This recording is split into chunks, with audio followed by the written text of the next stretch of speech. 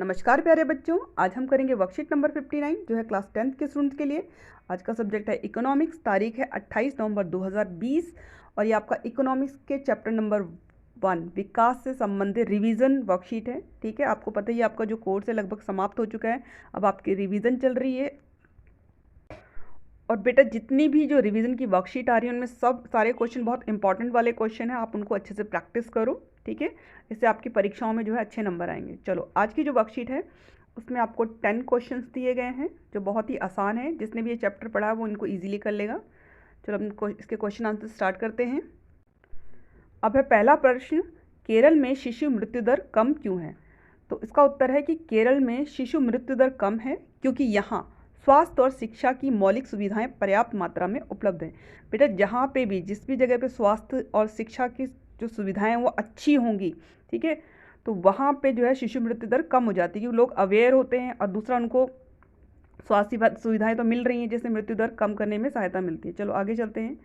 प्रश्न नंबर 2, क्या औसत आय के आधार पर विकास की गणना करना सही है? कोई एक कारण बताइए। तो इसका उत्तर है कि औसत आय के आधार पर विकास की गणना करना सही नहीं है क्योंकि यह हमें औसतों के बारे में बताती है परंतु सही आंकड़े नहीं दर्शाती। ठीक है, ये सिर्फ हमें एवरेज बताती है पर यह नहीं बताती, इससे यह नहीं पता चलता कि यह आय लोगों में किस प्रकार वितरित है ना। अगर इसका असमान वितरण हुआ तब तो लोगों का विकास नहीं होगा, कुछ लोग अमीर होंगे और कुछ लोग बहुत गरीब होंगे। लेकिन अगर समान वितरण हुआ तब जो है उनकी सभी की स्थिति जो होगी अच्छी होगी। लेकिन औसत आय हमें सिर्फ क्या बताती है? आंकड़े बताती है, लेकिन ये नहीं बताती कि ये लोगों में किस तरह से बटी हुई है। इसका एग्जाम्पल आपकी जो बुक है उसमें बहुत अच्छे से दे रखा है, जिसने भी चैप्टर पढ़ा है उसको ये समझ में आ जाएगा। चलो, एक अच्छा जीवन जीने के लिए पैसों से सभी आवश्यक चीज़ें नहीं खरीदी जा सकती। ठीक है, उदाहरण हेतु प्रदूषण मुक्त वातावरण। चलो आगे चलते हैं। प्रश्न नंबर 3, बताइए नीचे दिया गया कथन सही है या गलत? कोयला गैर नवीकरणीय संसाधन का एक उदाहरण है। तो ये कथन बिल्कुल सही है। ठीक है, कोयला एक गैर नवीकरणीय संसाधन है क्योंकि इसकी ये पुनः पूर्ति नहीं हो सकती। ठीक है, और ये एक टाइम के बाद इसके जो भंडार हैं वो समाप्त हो जाएंगे। अगर इंसान ने इसके अंधाधुंध प्रयोग किया तो ये जल्द ही समाप्त हो जाएगा। तो ये एक गैर नवीकरणीय संसाधन है। चलो आगे चलते हैं। प्रश्न नंबर 4, भूमिहीन ग्रामीण मजदूरों के लिए निम्नलिखित में से कौन सा एक विकास लक्ष्य होने की संभावना है?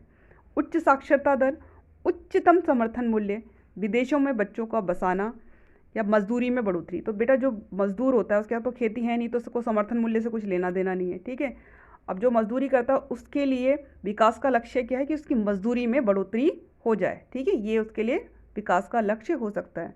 तो इसका उत्तर डी है, मजदूरी में बढ़ोतरी। प्रश्न नंबर 5 है, खाली स्थान की पूर्ति कीजिए। भारत के डैश राज्य में साक्षरता दर सबसे कम है। तो इसका उत्तर है बिहार। ठीक है, अब चलते हैं अगले प्रश्न की ओर। प्रश्न नंबर 6 है, रेखांकित वाक्यांश को सही करने के बाद फिर वाक्य को लिखिए। तो यहाँ पे हमें ये वाक्य दे रखा है लेकिन इसमें गलती है, हमें वो देखना है और फिर उसको सुधार कर उसको दोबारा लिखना है। एक देश जहाँ उच्च जीवन स्तर है तथा स्वास्थ्य एवं शिक्षा की बेहतर सुविधाएं हैं उसे विकासशील देश के रूप में जाना जाता है। तो बेटा ये गलत है।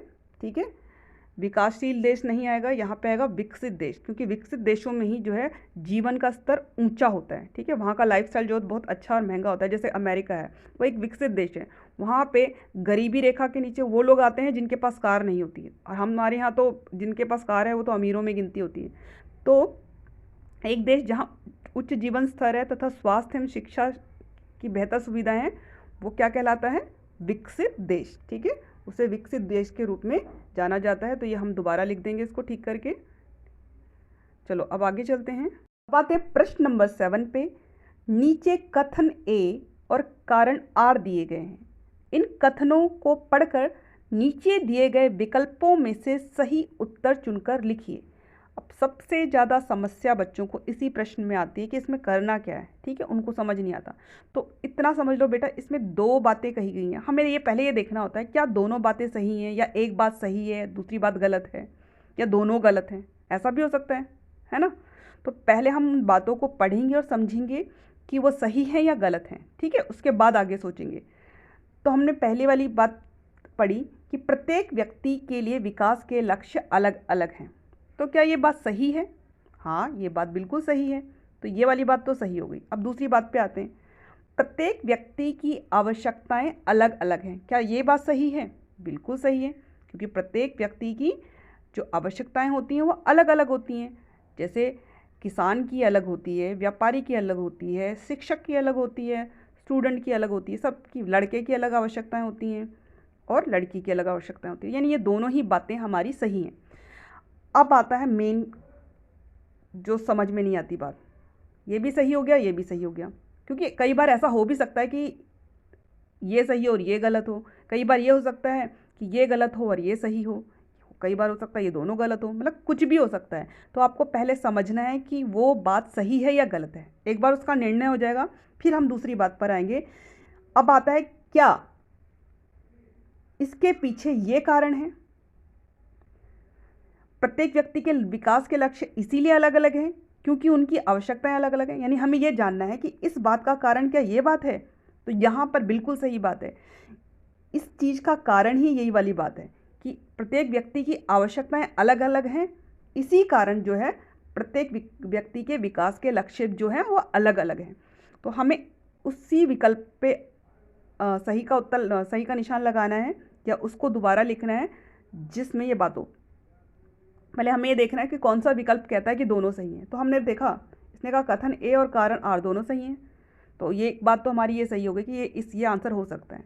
और इसने कहा कि कथन कारण की सही व्याख्या करता है। बिल्कुल सही व्याख्या करता है, क्योंकि कथन जो है उसका जो कारण है वो आर ही है। ठीक है, तो हमारा वैसे उत्तर ये है। आगे भी देख सकते हो, इसने कहा कि कथन ए और कारण आर दोनों सही हैं, लेकिन कथन कारण की सही व्याख्या नहीं करता। तो यहाँ पे तो सही व्याख्या करता था, तो ये हमारा विकल्प हो नहीं सकता। ऐसे इसने कहा कथन ए सही है लेकिन कारण आर गलत है, तो ऐसा भी नहीं था, हमारे तो दोनों ही सही थे। इसने कहा कारण आर सही है लेकिन कथन ए गलत है, तो हमारा तो दोनों ही सही थे, दोनों में से गलत वाला तो कोई था ही नहीं। तो ये विकल्प भी नहीं हुआ, ये विकल्प भी नहीं हुआ, ये विकल्प भी नहीं हुआ, और हमारा उत्तर कौन सा है? ये वाला। ठीक है, ध्यान से सोचोगे समझोगे बेटा तो आपको ये आ जाएगा। तो आप उत्तर इस तरह से लिखोगे कि कथन ए और कारण आर दोनों ही सही हैं और कारण कथन की सही व्याख्या करता है। ठीक है, चलो अब चलते हैं अगले प्रश्न की ओर। प्रश्न नंबर 8 है सकल घरेलू उत्पाद यानी जीडीपी क्या है? जीडीपी को इंग्लिश में ग्रॉस डोमेस्टिक प्रोडक्ट भी कहते हैं। तो इसको बेटा आपको ऐसे ही याद करना है। ठीक है, एक तरह से ये डेफिनेशन है इसकी और इसमें आप अपनी मर्जी से हेरफेर नहीं कर सकते। चलो, इसमें क्या है कि एक अर्थव्यवस्था किसी भी देश की हो सकती है में एक लेखांकन वर्ष जिसको हम फाइनेंशियल ईयर कहते हैं, ठीक है, में प्रत्येक क्षेत्रक मतलब तीनों क्षेत्रक, प्राथमिक, द्वितीयक और तृतीयक क्षेत्रक द्वारा उत्पादित अंतिम वस्तुओं और सेवाओं के मूल्य के कुल जोड़ को सकल घरेलू उत्पाद यानी जीडीपी कहा जाता है। अब अंतिम वस्तुएं क्या होती हैं, ठीक है, और तीनों सेक्टर कौन से होते हैं, इसके बारे में हम जो हमारी इससे रिलेटेड वर्कशीट आई थी उसमें बहुत अच्छे से चर्चा कर चुके हैं और मैंने बहुत अच्छे से इसका एग्जांपल देकर आपको समझाया था अंतिम उत्पाद क्या होता है। ठीक है, यहाँ मैं सिर्फ आपको लेखांकन वर्ष के बारे में बताऊंगी। लेखांकन वर्ष जो होता है, जैसे हमारे देश में जो लेखांकन वर्ष है वो 1 अप्रैल से लेकर 31 मार्च तक होता है। ठीक है, प्रश्न नंबर 9, सार्वजनिक वितरण प्रणाली यानी पीडीएस के तहत राशन की दुकानें लोगों की मदद कैसे करती हैं? तो पीडीएस का मतलब होता है बेटा पब्लिक डिस्ट्रीब्यूशन सिस्टम। अब राशन की दुकानें मदद कैसे करती है, इसका उत्तर आप इस तरह से लिख सकते हो कि सार्वजनिक वितरण प्रणाली पीडीएस के तहत राशन की दुकानों पर समाज के गरीब वर्गों को सस्ते दाम में अनाज तथा अन्य खाद्य वस्तुएं उपलब्ध कराई जाती हैं। ठीक है, और ये कैसे हेल्प करती है, इसका उद्देश्य क्या है? गरीबी तथा भुखमरी को नियंत्रित करना। ठीक है, चलो आगे चलते हैं। प्रश्न नंबर 10, मानव विकास रिपोर्ट किस संस्था द्वारा प्रकाशित की जाती है? तो इसका उत्तर है मानव विकास रिपोर्ट, ठीक है, UNDP United Nation Development Program, ठीक है, संस्था द्वारा जो है प्रकाशित की जाती है। और बेटा ये यूएनडीपी को हम हिंदी में बोलते हैं संयुक्त राष्ट्र विकास कार्यक्रम। ठीक है, ये वाली संस्था जो है ये मानव विकास रिपोर्ट जो है ये प्रकाशित करती है। चलो अब आपके जो प्रश्न उत्तर हैं ये कंप्लीट हो गए हैं, इनको अपनी कॉपी में करो, इनको अच्छे से प्रैक्टिस करना। ठीक है, आप अगर बेटा मन लगा के पढ़ोगे और जितना भी आपको जो वर्कशीट मिल रही है रिवीजन वाली इनको अच्छे से करोगे तो आपके नंबर अच्छे ज़रूर आएंगे। ठीक है, तो मन लगा के पढ़ो और अच्छे अच्छे नंबर लेके आओ। बाय बच्चों।